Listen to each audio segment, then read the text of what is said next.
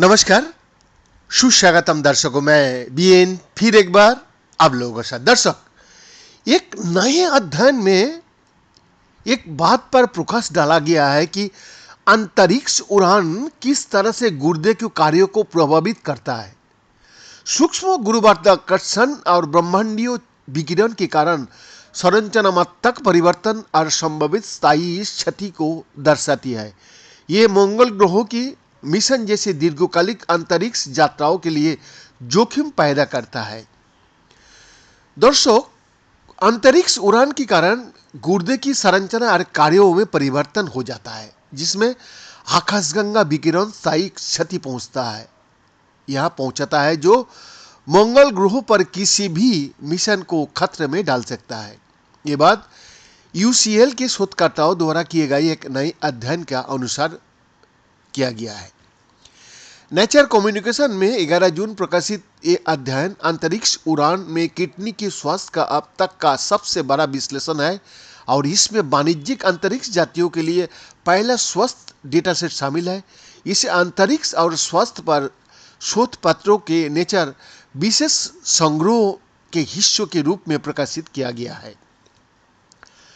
शोधकर्ताओं को यह पता है कि अंतरिक्ष उड़ान से कुछ स्वास्थ्य संबंधी समस्याएं 1970 के दशक से ही उत्पन्न होती है, जब मानव ने पहली बार पृथ्वी की चुंबकीय क्षेत्र से बाहर यात्रा की थी। सबसे प्रसिद्ध 1969 में पहली बार चंद्रमा पर उतरने के दौरान। इन समस्याओं में हड्डियां का क्षय, हृदय और दृष्टि का कमजोर होना तथा गुर्दे में पथरी का विकास शामिल है। ऐसा माना जाता है कि इनमें से कई मुद्दे अंतरिक्ष विकिरण के संपर्क में आने से उत्पन्न हो जाता है, जैसे सूर्य से सौर हवाएं और गहरे अंतरिक्ष से गैलेक्टिक कॉस्मिक रेडिएशन, जिससे पृथ्वी का चुंबकीय क्षेत्र हमें बचाता है। अधिकांश मानवयुक्त अंतरिक्ष उड़ानें निम्न पृथ्वी कक्ष यानी कि एलईओ में होती है और उन्हें पृथ्वी के चुंबकीय क्षेत्र से आंशिक सुरक्षा प्राप्त होती है। केवल 24 लोग जो चंद्रमा की यात्रा कर चुके हैं वही अप्रतिबंधित जीसीआर के संपर्क में आए हैं, और वो भी केवल थोड़े समय 6 से 12 दिन के लिए।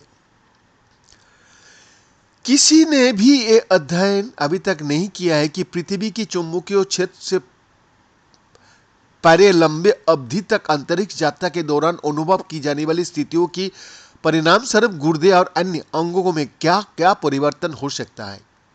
वेलकम सेंट पीटर्स ट्रस्ट और किडनी रिसर्च यूके द्वारा वित्त पोषित इस अध्ययन में 5 महाद्वीपों की 40 से अधिक संस्थानों के शोधकर्ताओं की एक यूसीएल नेतृत्व वाली टीम ने जांचने के लिए कई तरह का प्रयोग और विश्लेषण किए कि गुर्दे अंतरिक्ष उड़ान के प्रति किस प्रकार प्रतिक्रिया करता है।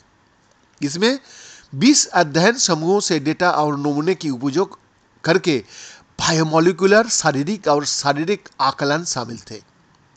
इसमें मनुष्यों और चूहे से जुड़े 40 से अधिक लो अर्थ ऑर्बिट स्पेस मिशन के नमूना शामिल थे, जिनमें से अधिकांश अंतर्राष्ट्रीय अंतरिक्ष स्टेशन के लिए थे।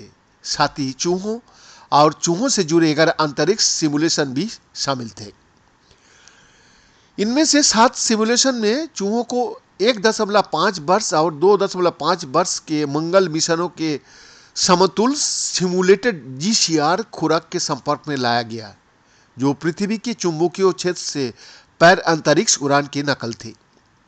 परिणामों से पता चला कि मानव और पशु दोनों को गुर्दे अंतरिक्ष में स्थितियों के अनुसार पुनर्निर्मित होता है। जी हाँ, कैल्शियम और नमक संतुलन की ठीक करने के लिए जिम्मेदार विशिष्ट किडनी नालिकाएं अंतरिक्ष में 1 महीने से भी कम समय के बाद सिकुड़ने की संकेत दिखाती है। शोधकर्ताओं का कहना है कि इसका संभावित कारण जीसीआर के बजाय सूक्ष्म गुरुत्वाकर्षण है। हालांकि ये निर्धारित करने के लिए आगे का शोध की आवश्यकता है कि क्या सूक्ष्म गुरुत्वाकर्षण और जीसीआर की परस्पर क्रिया इन संरचनात्मक परिवर्तनों को तेज या खराब कर सकती है। बीएन का एक्सक्लूसिव रिपोर्ट।